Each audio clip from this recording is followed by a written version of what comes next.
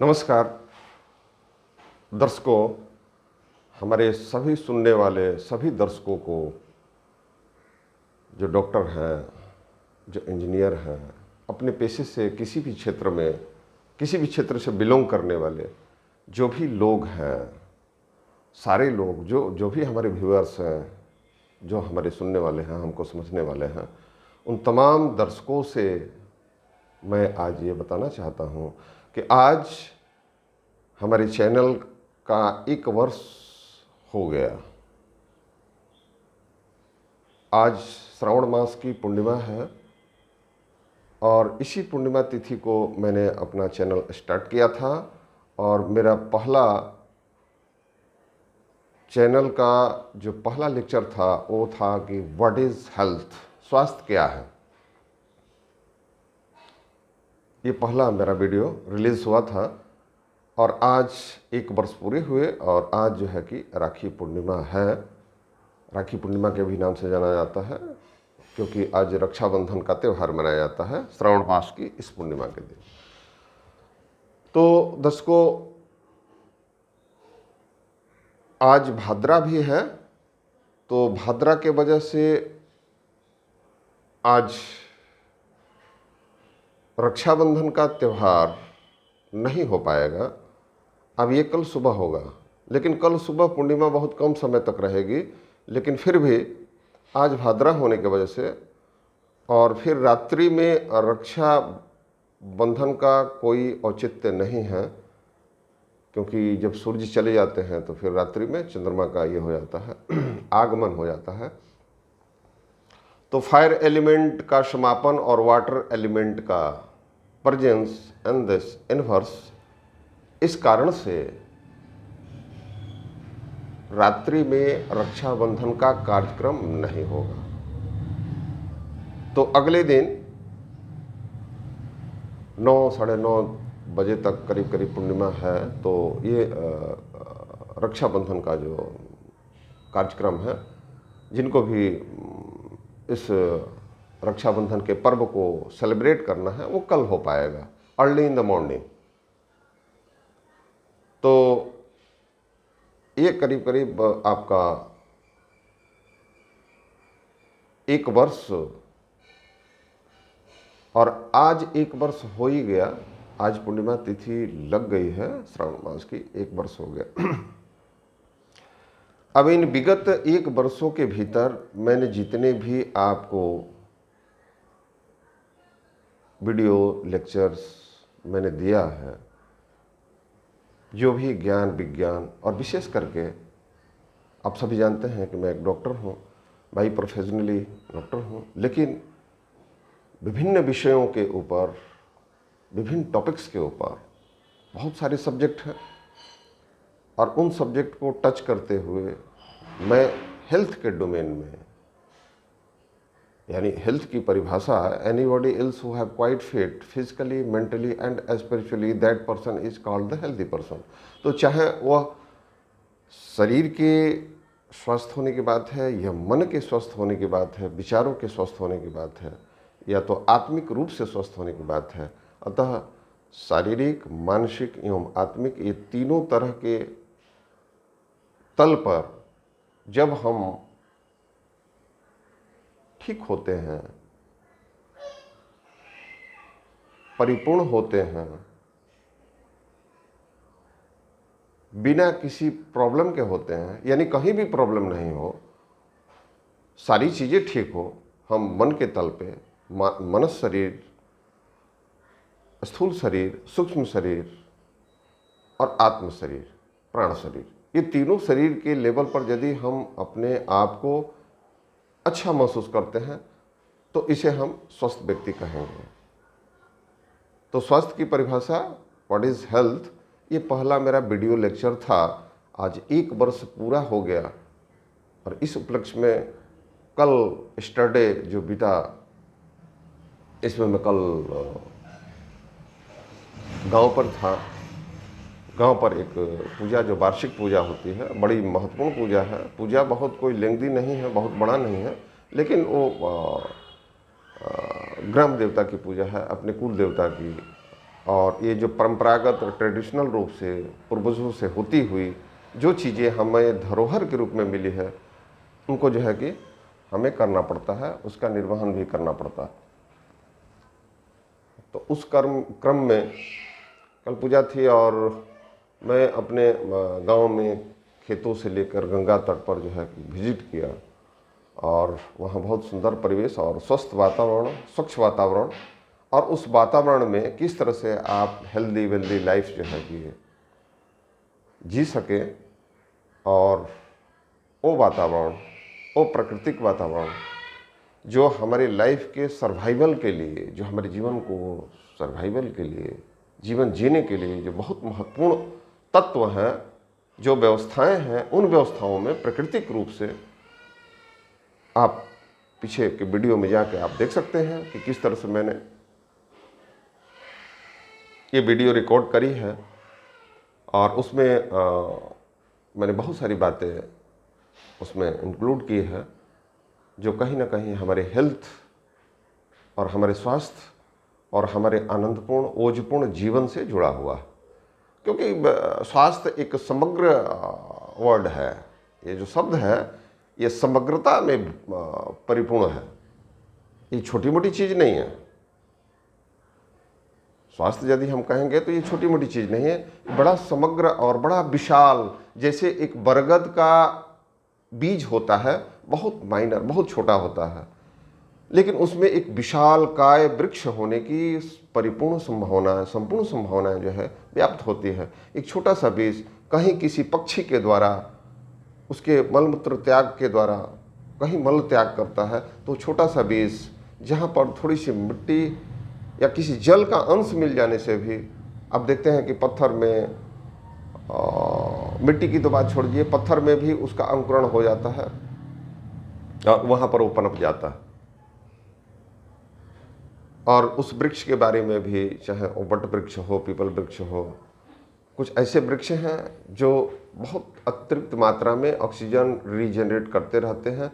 Even people तो रात में भी रीजनरेट करता है, और उसके बारे में मैंने पूर्व के एपिसोड में बहुत सारे लेक्चर्स में मैंने ये आपको नॉलेज दी है, आपको ज्ञान दिया है कि किस तरह से ये वृक्ष हमारे जीवन के लिए इतना महत्वपूर्ण और इतने उपयोगी हैं कि वो हैं तो हम हैं।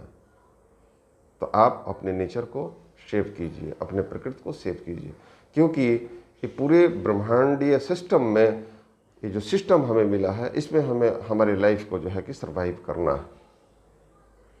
और प्रत्येक व्यक्ति को, इस धरती के प्रत्येक व्यक्ति को, आप सभी को अपने आने का प्रयोजन और अपने जीवन के सर्वाइव कैसे किया जाएगा, जीवन को कैसे जिया जाएगा, और उसका क्या सूत्र है, उसकी क्या टेक्निक है और क्या रिक्वायरमेंट है, उन रिक्वायरमेंट और उन बहुत आवश्यकताओं के और व्यवस्थाओं के प्रतिकूल में जहां हम जाएंगे तो जीवन हमारा संकट में आ जाएगा, स्वास्थ्य हमारा संकट में आ जाएगा, सारी चीज़ें संकट में आ जाएगा। क्योंकि देखिए, स्वास्थ्य एक ऐसा शब्द है कि बीमार आदमी कुछ कर नहीं सकता है। मान लीजिए कि आपको अध्ययन करना है, कोई विद्यार्थी है, उसको अध्ययन करना है, शिक्षा प्राप्त करनी है, सरस्वती प्राप्त करनी है, तो जब तक वो स्वस्थ नहीं रहेगा तब तक शिक्षा प्राप्त नहीं कर सकता है। एक व्यक्ति जिसे अर्थोपार्जन करना है, आर्थिक क्रिया करना है, आर्थिक क्रिया तब तक उसकी नहीं हो पाएगी जब तक वो स्वस्थ नहीं होगा। एक अस्वस्थ आदमी क्या कमा सकता है, कौन सा कार्य कर सकता है? तो किसी भी तरह की, चाहे साधना हो, तप हो, योग हो, जप हो, ज्ञान हो, विज्ञान हो, रिसर्च हो, सारी चीजें, everything will be happen for the healthy person. So every individual have a responsibility to himself, herself, to how they have quite fit, and what is the key of healthy life, happy life. Healthy life, that means the happy life. जब आप स्वस्थ होंगे तो प्रसन्नता तो रहेगी। यदि आप शारीरिक, मानसिक और आत्मिक तल पर अपने को एकदम अच्छा महसूस करते हैं, फिटनेस महसूस करते हैं, कहीं कोई कॉन्फ्लिक्ट नहीं, कहीं कोई प्रॉब्लम नहीं है। तो ये परिभाषा होती है कि you are a healthy person, आप एक स्वस्थ व्यक्ति हैं, आपको स्वस्थ व्यक्ति कहा जा सकता है। और स्वस्थ व्यक्ति ही एक स्वस्थ समाज का, एक स्वस्थ राष्ट्र का, इस पूरे पृथ्वी पर एक स्वस्थ जीवन का सृजन कर सकता है। इसके अलावा और कोई उपाय नहीं। अस्वस्थ व्यक्ति कभी भी स्वस्थ जीवन का सृजन नहीं कर सकता है, स्वस्थ सृष्टि की परिकल्पना नहीं कर सकता है। तो ये पूरी हमारी सृष्टि, और जिसमें सबसे उन्नत किसी का यदि जीवन है वो मैनकाइंड है, वो मनुष्य जीवन है। क्योंकि मनुष्य के पास हमारी प्रकृति ने इतनी सारगर्भित और इतनी बेहतरीन और इतनी उच्च कोटि की क्षमता प्रदान की है, जो कि इस धरती पर किसी अन्य जीवों के पास ये नहीं है। जिसमें आप देखते हैं ना, ये नर्वस सिस्टम, ये जो ब्रेन मिला है हमको, ये मस्तिष्क, ये मनस शरीर, मनस शरीर केवल मनुष्य के पास, जिसमें उसका ये मस्तिष्क उन सारी चीजों को, उस सारे ज्ञान को, क्योंकि ज्ञान से ही विज्ञान आता है। जब तक आपको ज्ञान ना हो तो फिर विज्ञान को कैसे जानेंगे कि विज्ञान भी जैसी कोई वस्तु है।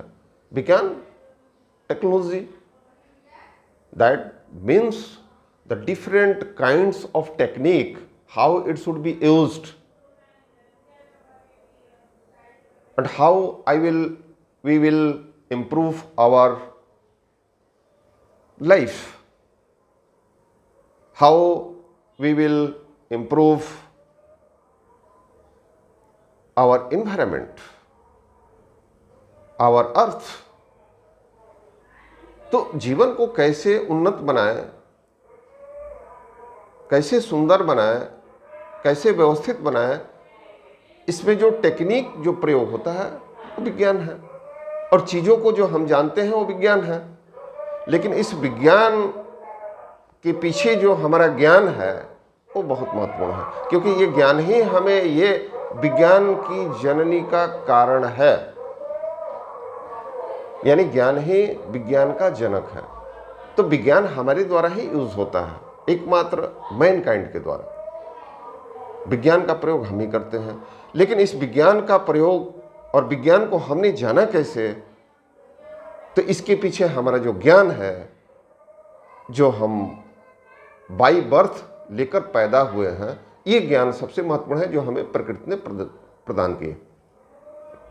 तो पूरी सृष्टि एक तरह से एक सिस्टम है। जैसे आपकी कंप्यूटर को देखते हैं, आप किसी सॉफ्टवेयर में जाते हैं और उस पर different types of the apps उसमें होते हैं, और कोई भी आपको एक्टिविटी करनी है, कोई वर्क करना है, तो उसमें क्या है, एक आपका सॉफ्टवेयर बना दिया गया, एक सिस्टम बना दिया गया, एक सिस्टम डेवलप, उस सिस्टम के अंतर्गत सारी चीज़ें अपने ठीक सीक्वेंस में जो है होती रहती है। तो ये कैसे संभव होता है? उस ऐप के द्वारा, क्योंकि उसमें भी 2 कोर होता है। कंप्यूटर में 2 कोर है, एक सॉफ्टवेयर है, एक हार्डवेयर है। तो हार्डवेयर उसकी यांत्रिक व्यवस्थाएं हैं, जिसे वो मैन्युफैक्चरिंग हुआ, उसमें जो टेक्नोलॉजी लगी, जिस टेक्नोलॉजी के द्वारा और जिन वस्तुओं के द्वारा वो कंप्यूटर बना, और बनने के बाद जो कंप्यूटर वो फंक्शनिंग करता है, उसकी फंक्शनिंग यानी उसकी वर्किंग एफिकेसी, और उसे जो हम कार्य का उत्पादन जो लेते हैं, वो होता है सॉफ्टवेयर। तो इसी तरह से ये पूरे ब्रह्मांड में एक सॉफ्टवेयर है, सॉफ्टवेयर बना दिया, इस प्रकृति ने एक सॉफ्टवेयर बना दिया, वो सारा सिस्टम दिया हुआ, सारी व्यवस्थाएं दी गई हैं। इसीलिए उपनिषदों में ये कहा गया, और विशेष करके हमारे जो बदरायण ऋषि थे, क्योंकि Upanishad is a pure science. Science that means how we can achieve the truth of universe, the truth of life. That means the science. और ये उपनिषदों में इसका सार गर्भित और इसके ऊपर जो भाष्य है, ये भाष्य ऋषि वादरायण के द्वारा जो लिखित है वो प्योर साइंस है। अब उसमें बहुत लंबा टॉपिक होगा कि व्हाट इज परमात्मा, ठीक है, ईश्वर क्या है, और ईश्वर जो हमारी विजिबिलिटी और हमारी सगुण भक्ति धारा में हम विभिन्न प्रकार के मूर्तियों के और मंदिरों के जो चक्कर काटते रहते हैं, और हमारी आस्था है कि इसमें ये भगवान है जो प्रतीकात्मक, जो सिंबलाइज है।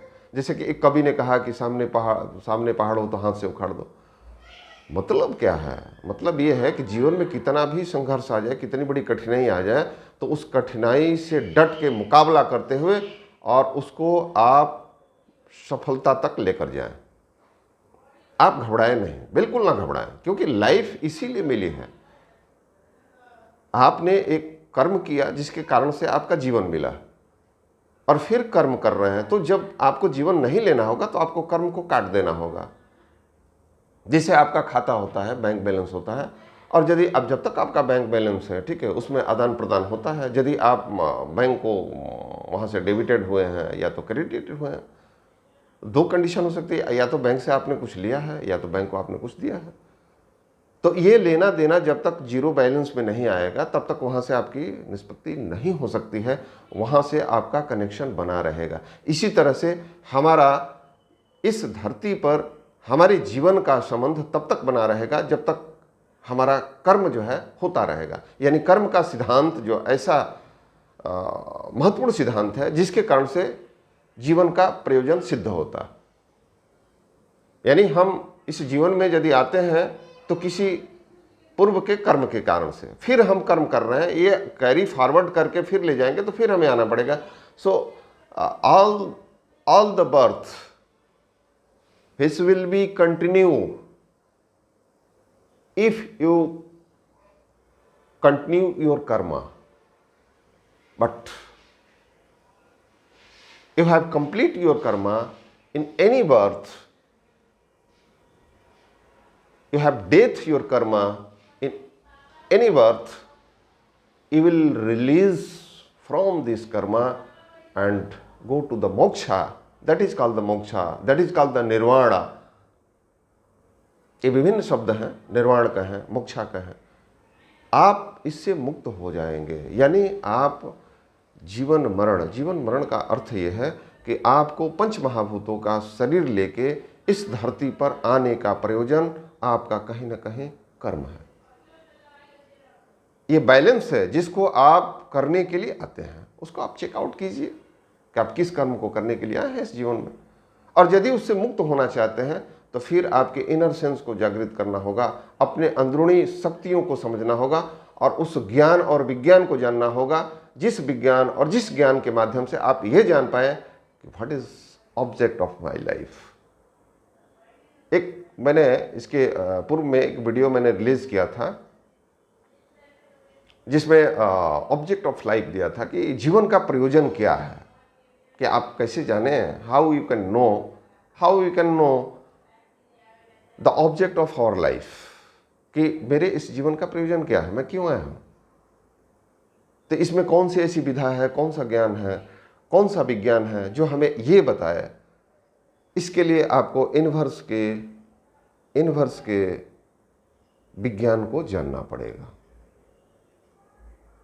तो आपका ज्ञान उस विज्ञान को आविष्कृत करने की ये क्षमता देता है, जिस टेक्निक के द्वारा, जिस साइंस और टेक्नोलॉजी के द्वारा आप ये जान पाएं कि इस ब्रह्मांड का विज्ञान क्या है, इसको कैसे बना और इसकी उत्पत्ति कैसे हुई, इसका क्या ये हुआ। वो pure full scientific point of view से आप देखेंगे तो उसमें वैज्ञानिक दृष्टिकोण होगा, और इस वैज्ञानिक दृष्टिकोण से आप ये देखकर जान पाएंगे कि इस यूनिवर्स का किस तरह से, ये जो यूनिवर्स है, ये जो ब्रह्मांड है, ये कैसे बना और उसमें हम कैसे बने और हमारे बनने का प्रयोजन क्या है। ये सारी चीज़ें आप जान सकते हैं यदि आप उस ज्ञान को ग्रहण करते हैं, उस विज्ञान को जानते हैं, तो ये संभव है। और जैसे ही आपने प्रयोजन जाना, आपके इस जन्म का जो ऑब्जेक्ट है, जो उद्देश्य है, वो सिद्ध हो जाता है। क्योंकि वहाँ से यदि आपने कर्मा को काटा तो आप वहाँ से रिलीज हो जाएंगे। तो मैं ऋषि बादरायण जिन्होंने भाष्य लिखा और उपनिषदों के जो कंट्रोवर्शियल, जो different kind of the Upanishad, they have the saying about the different concept in the different way, उन चीज़ों को, उसका जो सार गर्भित जो मूल तत्व है, उसको किस तरह से उन्होंने प्रस्तुत किया, बड़ा ही सुंदर। तो उपनिषद ये कहता है कि हम जैसे मानते हैं, यदि गॉड की बात करें, यदि ईश्वर की बात करें कि ब्रह्मा है, विष्णु है, महेश है, किसी ने देखा तो नहीं है इनको कि कहाँ है ब्रह्मा, कहाँ है विष्णु, कहाँ है महेश। ये सारी चीज़ें परिकल्पनिक और उनको जो है कि सिंबलाइज किया गया है उनके फंक्शनिंग के अकॉर्डिंग। ठीक है, दिस इज द सिंबल। इसको समझिए ध्यान से, ये सामान्य ज्ञान की बात नहीं है और ये सामान्य लोगों के लिए बात नहीं है, बड़ी ऊंची बात है कि आप कैसे जान पाएंगे। अब देखिए, साकार भक्ति धारा में आप किसी चीज़ को सिंबलाइज करते हैं कि वहाँ तक पहुँचने के लिए, कि जैसे आप आस्तिक हैं तो आपको लगता है कि परमात्मा, तो परमात्मा का ये प्रारूप होगा, क्योंकि आप फिजिकल बॉडी में हैं, तो फिजिकल बॉडी किसी फिजिकल बॉडी को ही पकड़ना चाहती है। तो आपकी समझ जब तक फिजिकल बॉडी तक रहेगी तब तक आपको मूर्ति की, मंदिरों की आवश्यकता पड़ेगी, क्योंकि भगवान कोई व्यक्ति विशेष नहीं है, कोई वस्तु विशेष नहीं है। भगवान एक सिस्टम है, एक एनर्जी है, एक ऊर्जा है। उस ऊर्जा को आप भगवता कह सकते हैं। और वो ऊर्जा जो है वो जीवन ऊर्जा है, वो पूरी सृष्टि की ऊर्जा है। ये पूरा ब्रह्मांड जो है संचालित हो रहा है, एक क्रम में चल रहा है। जैसे आप कंप्यूटर से समझिए, एक सॉफ्टवेयर है, तो सॉफ्टवेयर में जो सिस्टम जो डाला गया है, ये सिस्टम जो है वर्क कर रहा है, that is called this kind of energy, that is called the भगवान। तो भगवान को आप सिंबलाइज करेंगे तो इस रूप में कि भाई ये ब्रह्म है, तो ब्रह्म का क्या है, ब्रह्म क्रिएट करता है, विष्णु उसको सस्टेन करता है, हाँ, और शिव उसका संहार करता है। तो इसको यदि विज्ञान की भाषा में तो इलेक्ट्रॉन, प्रोटॉन, न्यूट्रॉन, ये तीन है। तीन त्रिगुणात्मक शक्ति से ये पूरी प्रकृति जो है कि भरी हुई, और त्रिगुणा शक्ति प्रत्येक एवरी लिविंग बीइंग के भीतर ये त्रिगुणा शक्ति है। इसलिए परम तत्व अंश हर एक जीव में है। इसीलिए कहा कि अहम ब्रह्मास्मि द्वितीय नास्ति, यानी ब्रह्म स्वरूपा ये पूरी प्रकृति है, यानी सब में परमात्मा का वास है। परमात्मा यानी जीवन ऊर्जा, परमात्मा यानी जीवन, परमात्मा यानी ये जो प्रवाह है, ये जो जगत है, सूर्य का उदय होना, चंद्र का उदय होना, चंद्रलोक, सूर्यलोक, मंगल लोक, ये जितने हमारे स्टार्स हैं, जितने हमारे प्लैनेट्स हैं, और उसकी जो फंक्शनिंग है, जो एक्टिविटी है, और उस एक्टिविटी के पीछे जो एनर्जी है और जो ऊर्जा है, दैट इज कॉल्ड द परमात्मा। तो ऋषि बादरायण ने कहा, जैसे मान लीजिए कोई बढ़ई, कोई कारपेंटर एक सुंदर सा फर्नीचर, एक टेबल बनाता है, एक चेयर बनाता है और कहता है कि मैंने इसका निर्माण किया, तो ये गलत है। उसने निर्माण नहीं किया। Only he can change shape and size, only he can transform whatever he have got, only he can transform shape and size. So he have a power, mankind have a power to transform the different kinds of energy in our body, different kinds of the materials, whatever he have got from the nature, because all those things are existing in this nature. एक potters है, उसने एक बहुत बड़ा pot बनाया, बहुत अच्छा pot बनाया, एक मैन्युफैक्चरिंग किया और कहे कि I am the creator, but no, You are not a creator.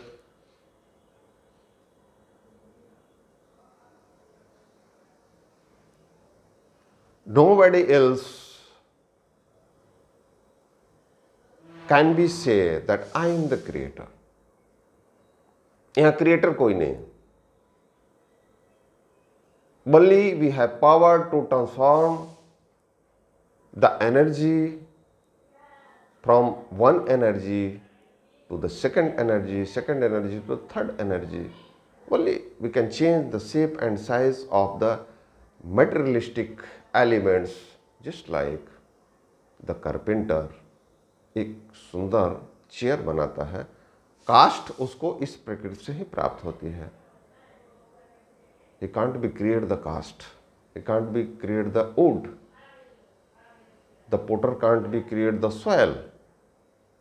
वो मिट्टी का निर्माण नहीं कर सकता है, मिट्टी प्राप्त है इस यूनिवर्स से, और ये यूनिवर्स मिट्टी से मिलता है, मिट्टी मिलता है इस यूनिवर्स से. उस मिट्टी का हमने रूपांतरण करके एक सुंदर स्वरूप में, एक अलग डिजाइन में, एक अलग चीज का निर्माण किया,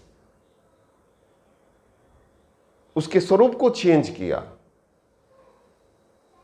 लेकिन उसकी जो मटेरियल है जिससे वो बनी है, वो ऑलरेडी हमें प्रकृति ने दिया, हमारे इस यूनिवर्स से हमने प्राप्त किया. और यदि ऐसी बात होती तो फिर दो लोगों की आवश्यकता नहीं है, क्योंकि एक जीवन के बनने के लिए जो जो चीजें जरूरी है, all those things existing in this universe.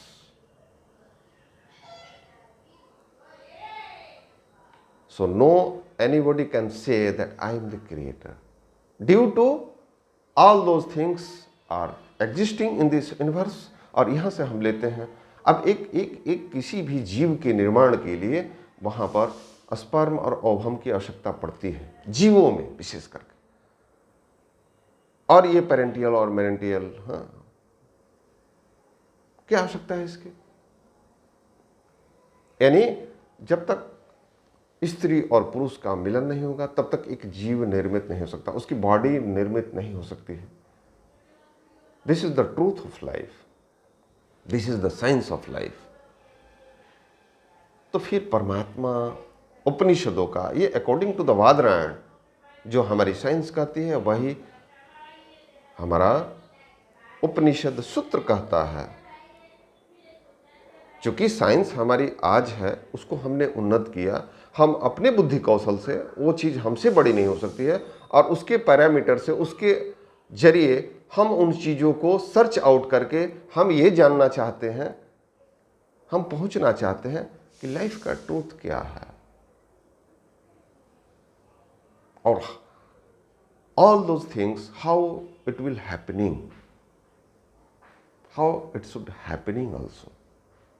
और ये जगत कैसे चलता है, सब चीज़ें जो है कि कैसे होती है, इसको हम जानते हैं, हम अपनी साइंस और टेक्नोलॉजी से. तो जो हमारी डिस्कवरी है from the ancient time, all those rishis, they were the greatest scientist and they have the discover much more knowledgeable sciences, ज्ञान एंड विज्ञान, and they have the discovered and the different books that is called the Veda or the Upanishad or the Sutra. So there are the 4 Vedas. I am not going in Veda also, but I am talking about the Upanishad. उपनिषद जो है वो pure science है. दर्शकों, ये समझने की बात है, खूब गंभीरता से ये सारगर्भित बातें हैं और बहुत गूढ़ बातें हैं, और इसको बहुत ध्यान से समझेंगे तो ये बातें समझ में आएंगी कि ये जो है साइंस क्या है. हम जो परमात्मा और चीज़ों को, आप थोड़ा सा समझिए कि आप कह रहे हैं कि ब्रह्म स्वरूप, ये त्रिगुणा शक्ति जो है, इलेक्ट्रॉन, प्रोटॉन, न्यूट्रॉन, ये त्रिगुणा शक्ति, रजस, सतज, तमस, ये 3 गुणा. अब कोई भी युग हो, कोई भी समय हो, कोई भी कालखंड हो, ये चीज़ें जो है कि होती है. और इसका अलग अलग परिप्रेक्ष्य में, अलग अलग लैंग्वेज में और अलग अलग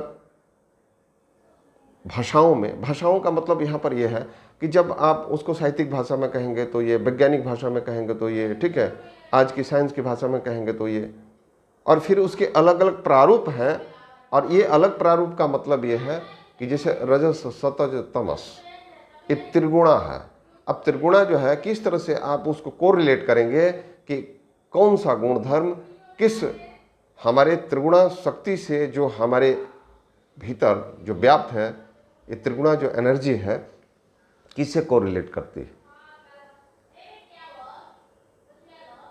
तो इसको डिफाइन किया जा सकता है, इसको कोरिलेट करके। वीडियो बहुत लंबी होगी, क्योंकि आज मेरा 1 वर्ष कंप्लीट हो गया और वीडियो बनाते हुए बीच में बहुत सारी पिता को लेके और तमाम चीज़ें जो है कि जितनी वीडियो हमको देनी थी, जितने लेक्चर, जितने मैं दे नहीं पाया, उसकी वजह ये थी कि हमें समय नहीं मिलता था, व्यस्तता क्लिनिक में, हॉस्पिटल में, इसके अलावा व्यक्तिगत और घर की कुछ जिम्मेदारियाँ, जिसके कारण से मैं नहीं दे पाता था। क्योंकि देखिए ऐसा है ना कि वीडियो कभी भी बना ही सकते, लेकिन उसके लिए मूड, समय, व्यवस्था, ठीक है, किस टॉपिक पर कब हमको बोलना है, तो उसके लिए मूड होना चाहिए, उसके लिए समय होना चाहिए, उसके लिए हमें सुव्यवस्थित होना चाहिए। अब चूँकि हम किसी दूसरे वर्क में लगे हुए हैं, अब समय नहीं है, कई बार समय अभाव होता है, कई बार मूड नहीं होता, इसकी वजह से बहुत कम जो है कि क्योंकि सारी चीज़ों को व्यवस्थित करना है इसी में। तो अभी तक 500-600 वीडियो आपको मिल चुकी होती है, डिफरेंट टॉपिक, जो कि टोटल हेल्थ रिलेटेड, और टोटल जो है कहीं ना कहीं उसका जो है कि हेल्थ से जो है कि रिलेशन होता, और बहुत सारे टॉपिक हैं। और आपको स्वास्थ्य जागरूकता अभियान के अंतर्गत जो है कि मैं बहुत जागरूक करता हूं कि हेल्थ के प्रति कैसे अवेयरनेस हों, और आप जानें अपने बारे में, अपने कुछ शरीर के बारे में, अपनी व्यवस्थाओं के बारे में, बीमारियों के बारे में, और आप इनिशियल स्टेज में क्या कर सकते हैं। आपको ये भी निर्देश दिया जाता है कि किस तरह से जो है आप अपने शरीर को कितना ज़्यादा हेल्दी रख सकते हैं। इसके लिए आपकी लाइफ मैनेजमेंट क्या होनी चाहिए। तो लाइफ मैनेजमेंट में बताता हूँ how you will leave a healthy life, healthy wealthy life. आप उसमें देखिए, वेल्थ का मतलब क्या होता है, स्वास्थ्य भी एक धन है ना, क्योंकि स्वस्थ व्यक्ति है तो धन कमाएगा, और स्वस्थ व्यक्ति तो बीमार पड़ा रहेगा बेड पे, तो धन कहाँ से कमाएगा, आर्थिक क्रिया कहाँ से करेगा। तो हेल्थ से सारी चीजें रिलेटेड है। इसलिए डॉक्टर एक तपस्वी होना चाहिए, डॉक्टर रिसर्चर होता है, वैज्ञानिक होता है, डॉक्टर एक सामान्य व्यक्ति नहीं होता, क्योंकि उसके पास इतनी बड़ी बड़ी समस्याएं, इतनी सारी, इतने क्रिटिकल, मैं क्रिटिकल कंसल्टेंसी में हूं, ऐसी ऐसी जटिल बीमारियां आती हैं, इतनी कॉम्प्लिकेटेड बीमारियां आती हैं, कहां पर कौन सा एंडोक्राइन सिस्टम जो है डिसऑर्डर में है, जीआईटी डिसऑर्डर में है, रिमेटोलॉजी का केस आ गया। अब इसका साइकिक इंप्रेशन क्या है, या आपके मनुष्य शरीर के साथ में कैसे कोरिलेट होता है, इसकी उत्पत्ति कैसी हुई, और कहां से कैसा जो है कि, और बहुत बार क्या होता है कि आपके पैथोलॉजी में भी न आने वाली, पैथोलॉजी के पकड़ से बाहर भी क्लिनिकल डायग्नोसिस में वो चीज़ें होती है, बट इन पैथोलॉजी में वहाँ अब्सेंस है। इसके अलावा कई बार क्या होता है कि पैथोजेनिक जो है, पैथोलॉजी में, रेडियोलॉजी में, विशेष करके पैथोलॉजी में कोई बीमारी इंडिकेट कर रही है, दिख रही है, लेकिन क्लिनिकल डायग्नोसिस में कोई ऐसा प्रॉब्लम नहीं। तो आप समझ सकते हैं कि कितनी गंभीर स्थितियां आती हैं, कितने गंभीर प्रॉब्लम्स आते हैं, जिसके लिए बहुत ज़्यादा गहन अध्ययन, बहुत गहन मनन और बहुत ज़्यादा चिंतन, इसके लिए स्वाध्याय बहुत ज़्यादा जरूरी। जब तक आप स्वाध्याय नहीं करेंगे डेप्थ में, आपके पास जब साधना नहीं होगी, तो आप जो है अच्छे डॉक्टर नहीं बन सकते हैं, आप ज्ञानी डॉक्टर नहीं बन सकते हैं। तो आपका जितना नॉलेज होगा उसी के हिसाब से समस्याओं का समाधान दे पाएंगे, क्योंकि ये फिजिकल बॉडी बहुत कॉम्प्लेक्सिटी से भरा हुआ है। आपको मालूम है कि 72 आवर्स नर्वस डेथ नहीं होता है। आप मेडिकल साइंस में जाइए, जो हमारा मॉडर्न मेडिसिन और जहाँ से हम पढ़ के आए हैं, ठीक है, और बहुत जगह जो है कि मैं इसीलिए कमांड से हॉस्पिटल हेल्थ एडमिनिस्ट्रेटिव मेडिसिन से मैं एमडी किया कमांड हॉस्पिटल ईस्टर्न कमांड से, तो वहाँ से स्टार्ट होता है। आप एक फार्माकोलॉजी की बात करें, पैरासीटामोल का साल्ट कहाँ से आता है, इस नेचर से। वो क्या है, क्या what is different between the paracetamol and the chirata. मैं कभी बताऊंगा आपको कि चिराता जो है एंटीपायरेटिक के रूप में प्रयोग करता है, या और भी जो आयुर्वेद में है जड़ी बूटियाँ, तो उसमें क्या फ़र्क है। वो जो हमारा साल्ट है पैरासीटामोल का, वो कितने समय तक हमारे टेम्परेचर को मेंटेन करता है, और वो जो है किस तरह का वो केमिकल है जो हमारी बॉडी में जाके और टेम्परेचर को मेंटेन करता है। हमारी एंटीबायोटिक्स क्या है, वो उसकी जो चीज़ें जो हैं, कुछ सामान्य दर्शकों के लिए भी, सामान्य जनता के लिए भी, जो अपने स्वास्थ्य के प्रति जब जागरूक रहेंगे तो आप जो है ज़्यादा से ज़्यादा अच्छा जीवन जी पाएंगे। इसलिए उन चीज़ों को जो है कि बताना बहुत ज़रूरी है, उन चीज़ों को जानना आपके लिए बहुत ज़रूरी है। और आप ये जानिए तभी समाज में जागरूकता आएगी।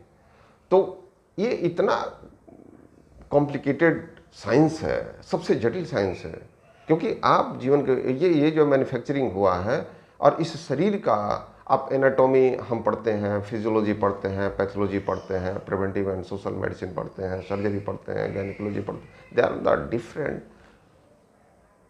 Types of the subject which is related to the human body.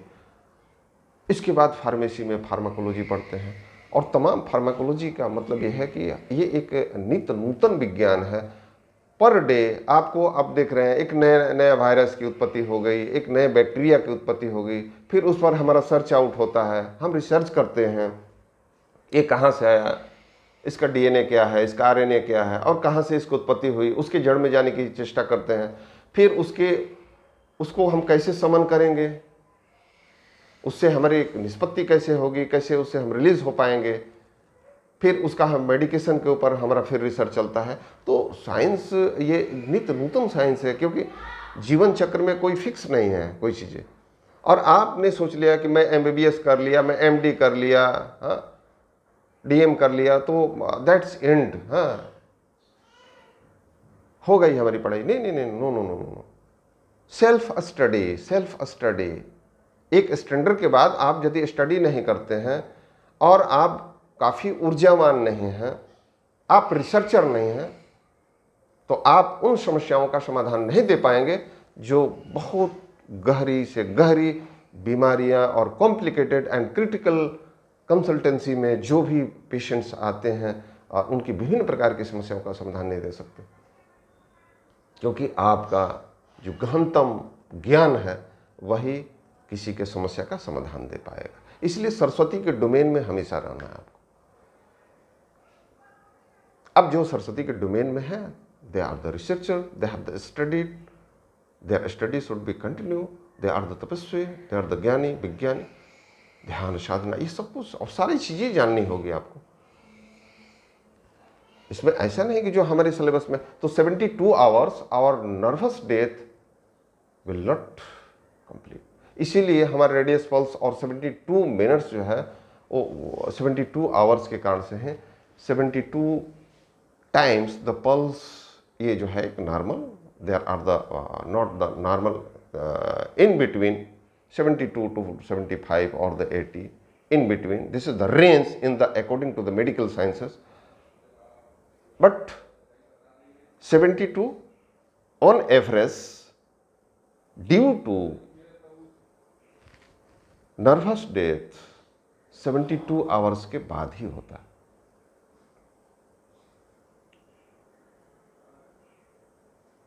इसलिए 72 हमारी जो पल्स चलती है, आप इसको देख सकते हैं। इसके बाद देखिए, अब विदेशों में आप जाएंगे, म्यूजिक थेरेपी है। अब कई पेशेंट आते हैं, किस तरह से साइकोलॉजिकल काउंसलिंग की जाती है, ठीक है, साइकोसोमेटिक सिंड्रोम वाले जो पेशेंट हैं, तो बहुत विशाल क्षेत्र है। मेडिकल साइंस बहुत वास्ट और बहुत विशाल समुद्र है, और उस समुद्र में जो गोता लगाएगा वो मोती चुन चुन के लिए आएगा, जो भी हो। तो ये जरूरी है और तब जाके हमारा कमांड, क्योंकि हम बहुत आक्रांत हैं, हमारी बीमारियां बढ़ रही है, वी हैव नो कमांड। ये क्या होगी? डॉक्टर की हार होगी, मेडिकल साइंस की हार होगी। यदि कोई बीमारी हम ठीक नहीं कर पाते हैं तो ये हमारी हार है, वी आर डिफीटेड, ठीक है, हमारी मेडिकल साइंस की हार होगी। और मैं हारना नहीं चाहता, मैं हारना नहीं जानता, और किसी डॉक्टर को भी नहीं हारना चाहिए। ये हारने का विषय नहीं है। तब नहीं हार पाएंगे जब उसके लिए आप कर्म करेंगे, और कर्म क्या है? Go to the Saraswati domain, grow your knowledge. आप क्या बढ़ाते हैं? तो ये बहुत जरूरी है इन चीज़ों को। तो दर्शकों, आज 1 वर्ष हो गया, और 1 वर्ष के उपलक्ष्य में बहुत सारी चीज़ें हैं। वीडियो थोड़ी लंबी हो गई है, लेकिन आज 1 वर्ष के उपलक्ष्य में बहुत सारी बातें जो है कि मैंने आपके साथ ये की। और मैंने कभी नहीं कहा, लेकिन मैं आपसे कह रहा हूँ कि आप इस वीडियो को शेयर कीजिए, सब्सक्राइब कीजिए, बेल आइकन भी दबा दीजिए, ताकि आपको बहुत गहरी और बहुत अच्छी अच्छी नॉलेज मिलेगी।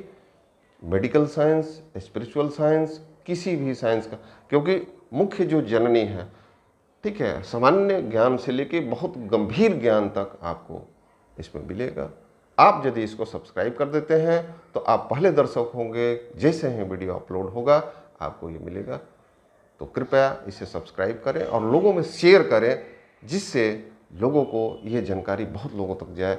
जो उनके लिए मेरे वीडियो बनाने का एक बहुत बड़ा लक्ष्य ये है, उद्देश्य भी ये है कि आप सबों को सही ज्ञान जो है इस मंच से दिया जा सके।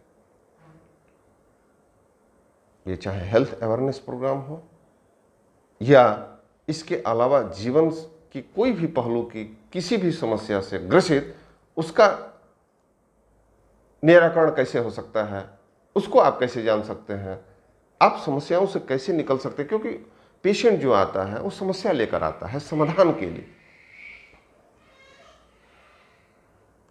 अब देखिए, बहुत सारे पेशेंट आते हैं, मैं देखता हूं कि इन्हें न्यूट्रिशनल डिफिशियंसी है, पोषक तत्वों की कमी। आप जानते हैं कि पोषक तत्वों की कमी के लिए हमारा यूनिसेफ भी प्रयासरत है, जिसमें माता के गर्भ से भी भोजन ठीक से नहीं मिल पाता है, और भोजन अभाव में, पौष्टिक आहार के अभाव में विभिन्न प्रकार की जो बीमारियां और विभिन्न प्रकार की न्यूट्रिशनल डिफिशियंसी के कारण से जो बच्चे हमारे जो है कि स्वस्थ बच्चे नहीं आ पाते हैं, आपको सब विदित होगा। अब इसके प्रति जागरूकता, प्लस में इसकी व्यवस्थाएं। अब ऐसे भी पेशेंट हैं, स्लम एरिया में चले जाइए, और बहुत सारे ऐसे भी गरीब लोग, उनको ज्ञान नहीं है। ज्ञान होने के बाद यदि मान लीजिए ज्ञान है और बता दिया गया, तो मैं यहाँ से दवा लिख दूँ महंगी महंगी, उनके पास ठीक से खाने की यदि व्यवस्था ना हो तो वो कहाँ से वो दवा ले पाएंगे। तो ये सर्वाइवल का प्रश्न है कि जो न्यूट्रिशनल डिफिशियंसी है, मैं डाइट सप्लीमेंट्री के माध्यम, उसके पीछे रीजन क्या है कि उन्हें एक स्वस्थ आहार नहीं मिल पाता है, या आहार के बारे में उनको जानकारी भी नहीं है। दे have the poor knowledge about the diet and the life style, and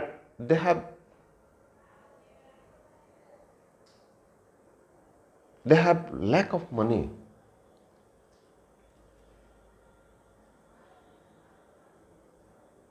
They are not able to purchase nutritional food. अब एक समस्या है, मैं दवा लिखने जा रहा हूं, एक डॉक्टर का क्या धर्म बनता है? आप ही बताएं दर्शकों, आप सोचें जरा थोड़ा सा, कि हमारे पास मरीज आया है और मैं देख रहा हूं कि इसमें विटामिन B12 की कमी है, इसमें कैल्शियम की कमी है, और मैं कह रहा हूं खाने के लिए। अब घर तो चला जाएगा, हमने एडवाइस तो दे दी, लेकिन उसको उसके घर पर, उसके पास फिनेंशियली जिसके माध्यम से हम लाइफ को सर्वाइव करते हैं, उसके पास वो व्यवस्था तो होनी चाहिए जिससे कि वो एक स्वस्थ आहार, एक न्यूट्रिशनल फूड सप्लीमेंट आप अपने लिए ले सके, अपने बच्चों के लिए, अपने परिवार के लिए। तो कह देना एक और बात है, और प्रैक्टिकली होना एक और बात है। तो क्या आपको नहीं लगता है कि ये भी समस्या है?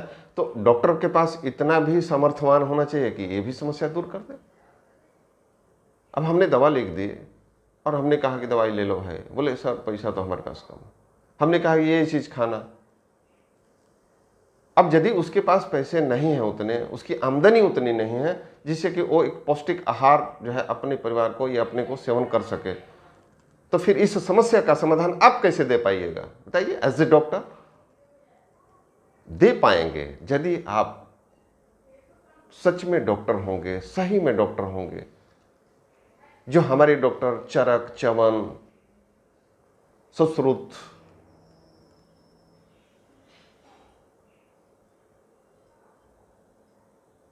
जो हमारे डॉक्टर वैद्य सुखेन,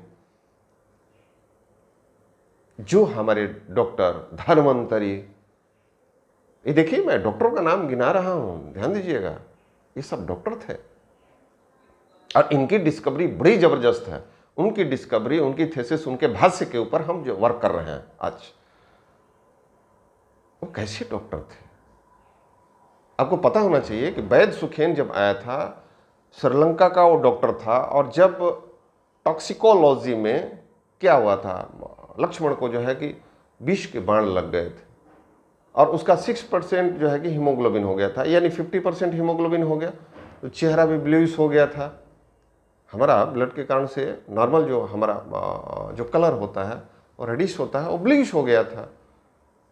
और उस क्रम में जो है अब वो मूर्छित हो गए थे, निस्तेज हो गए थे, और उस समय कोई हमारा मॉडर्न मेडिकल साइंस नहीं था जिसके अंतर्गत हमारे जांच की इतनी बड़ी प्रक्रिया से गुजरना पड़े, या जांच की व्यवस्था हो, एक्सरे की, रेडियोलॉजी डिपार्टमेंट, पैथोलॉजी डिपार्टमेंट, वहाँ कोई ब्लड की एग्जामिनेशन नहीं होती है, किसी तरह का रेडियोग्राफिक कॉन्सेप्ट में कोई डायग्नोस्टिक पॉइंट ऑफ व्यू से नहीं होता। Only the clinical diagnosis has been done at the time by the doctor of vaidya सुखेन।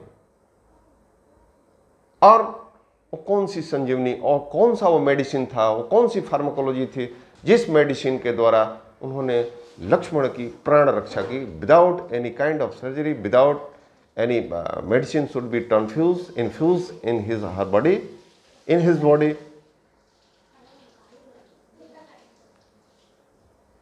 How it was possible for the vaidya Sukhen, why it is not possible for me. बहुत शर्म की बात है, बहुत शर्म की बात है यदि today I am not able to treat the patient, that type of the patient जो उनके पास था वो हमारे पास नहीं है। ये हमारी कमी है और इस कमी को हमें दूर करना है। और यदि ये कमी हमें लज्जित नहीं करती है तो फिर मैं मनुष्य नहीं हूं, मेरा ऐसा मानना। हम किसी से कम नहीं, क्यों कम रहे। हमारी इतनी अच्छे अच्छे ऋषि कुल परंपरा से, हमारी इतनी एंशियंट हिस्ट्री में आप उठा के देखें, ऐसे ऐसे जो है कि आपको प्रमाण मिलेंगे, इतने एक्सीलेंस, इतने स्किल्डफुल जो डॉक्टर थे, जो हमारे साइंटिस्ट थे। और हमें क्या हो गया, हम कहाँ चले गए। तो उनसे भी बढ़ चढ़ के उन चीज़ों को जो है कि और ग्रोथ करके, उनसे भी बेटर सर्विसेज, उनसे भी बड़ी बड़ी समस्याओं का हम निजात दे पाए, ये हमारा धर्म बनता है, ये हमारा कर्तव्य बनता है। और इस कर्तव्य के लिए अपने को जलाना होगा, अपने को तपाना होगा, अपने को बनाना होगा। कैसा? इतना ज्ञान संपन्न बनाना होगा कि आप उस ज्ञान से, उस सरस्वती के डोमेन से दूसरे की समस्याओं को समाधान कर पाए। तभी आप किसी को खुशी दे पाएंगे, तभी आप स्वस्थ समाज का निर्माण कर पाएंगे। क्योंकि हमारी लाइफ कहां से शुरू होती है? By the birth.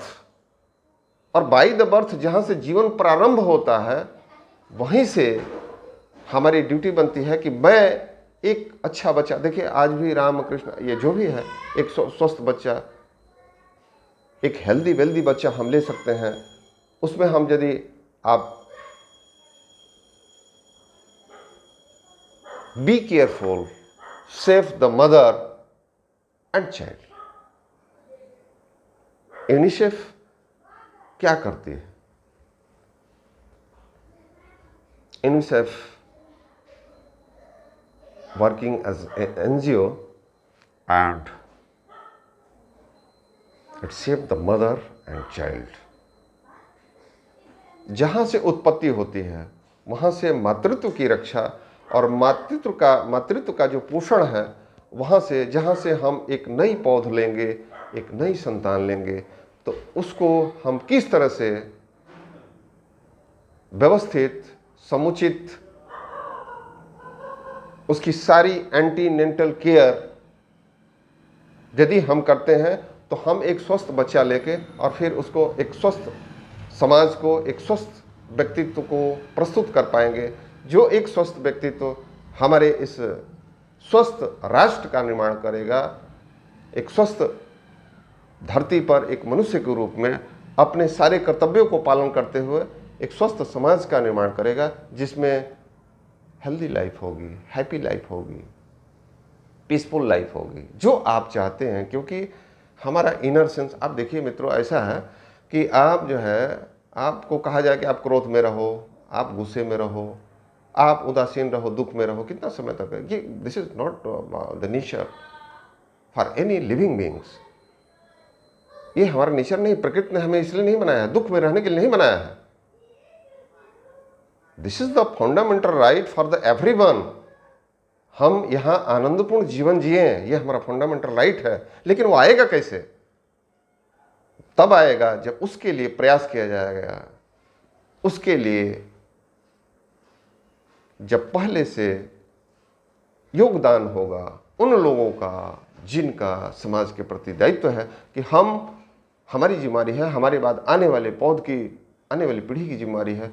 इससे पिछले पीढ़ी की जिम्मेदारी थी कि आप आने वाले जनरेशन को कैसे पैदा कर रहे हैं, क्या दे रहे हैं, किस तरह का समृद्धि और किस तरह का आप जीवन दे रहे हैं। तो हमारा जो कर्तव्य है, इस कर्तव्य के प्रति जो हमारी कर्मनिष्ठा है, जो कर्म की भूमिका है, वो हमें ठीक ठीक निभाना होगा। तभी हम उस योग्य बन पाएंगे कि हम अपनी पौध को ठीक कर पाए। तो ठीक है दर्शकों, मैं अब अपनी वाणी को विराम दूंगा, अब आगे नहीं बोलूँगा। कारण यह है कि बहुत लंबा हो गया है और ये चलता रहेगा, इसलिए आज इतना ही। ये चूँकि आज श्रावण मास की पूर्णिमा और अगले वर्ष यानी 2021 श्रावण मास के पूर्णिमा के दिन मैंने वीडियो लेक्चर यूट्यूब पर स्टार्ट करी थी और इसी का 1 वर्ष पूरा हो रहा है आज। इसके उपलक्ष्य में ये थोड़ा सा मैं आप लोग को डिटेलिंग फिर आने वाले समय में बहुत सारी वीडियो और बहुत सारे टॉपिक्स आपको देता रहूँगा, और आप ऐसे हैं देखते रहें और इससे आप लाभान्वित होते रहें। यदि आप लाभान्वित होते हैं, इसको सुनते हैं, इसको सारगर्भित करते हैं, इसको समझते हैं और इससे आपका कल्याण हो, तो हमारा ये लेक्चर सार्थक होगा। ये जो समय मैं आप लोगों के लिए, ये जो मेहनत है हमारी सार्थक जाएगी। तो बी हैप्पी, बी केयरफुल, खुश रहिए, आनंदित रहिए, मस्त रहें। धन्यवाद।